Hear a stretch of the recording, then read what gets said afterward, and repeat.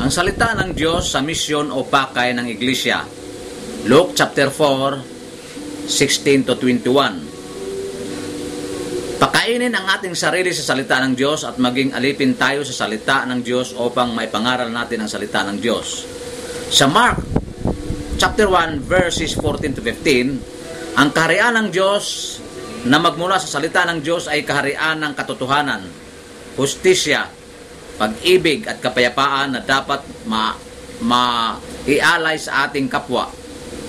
Sa pangangaral ng salita ng Diyos, ang Iglesia ay lumahok o sumasali sa pagpatayo ng kaharian ng Diyos upang mailigtas ang isang katauhan o mundo.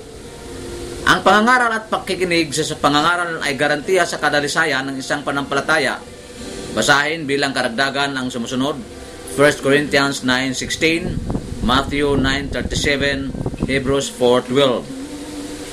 Ang salita ng Diyos ay para sa lahat: bata, binata, dalaga, matanda, mayaman at mahihirap, edukado at sa mga walang pinag-aralan. Acts chapter 4 verse 4. Kung pwede, lahat na tapat na mga Kristiyano ay mayroon Biblia. Ang Biblia ay kailangan sa misyon ng Iglesia. Maraming Kristiyano sa loob ng Iglesia na walang kontak o talagang hindi nagbabasa ng Biblia sa kanilang mga tahanan. Dapat ang Iglesia ay may pakita at maihayag ang kanyang lakas at kredibilidad sa mga gawain na may kinalaman sa salita ng Diyos. Sino man ang nilaan ang kanyang buhay para sa Panginoon, dapat may bahagi siyang gampanan upang ipangangaral ang salita ng Diyos sa ibang tao. The Word of God is the first source of all Christian spirituality. It gives rise to a personal relationship with the living God and with His saving and sanctifying will.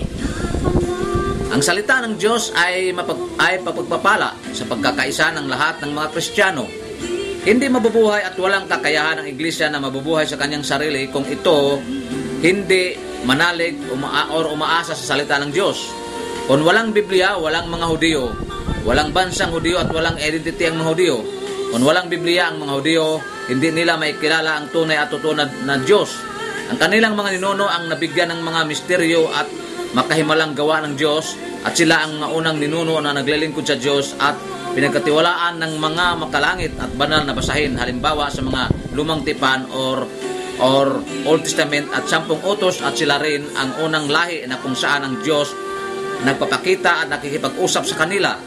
Ang mga iglesia o reliyon ay hindi tagawalis ng salita ng Diyos, hindi tagasalungat sa salita ng Diyos, hindi kaaway o kalaban sa salita ng Diyos, kundi tagasunod, tagatupad sa mga salita ng Diyos.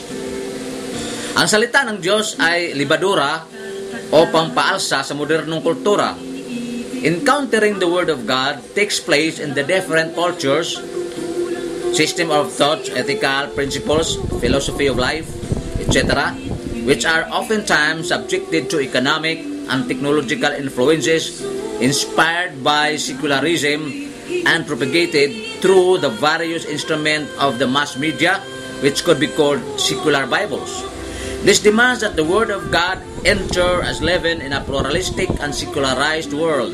In the modern areopagi of art, science, politics, and communications, Acts 17:22, and thus bring the power of the gospel into the very heart of cultures and cultures, to purify them and elevate them and make them instrument of the kingdom of God.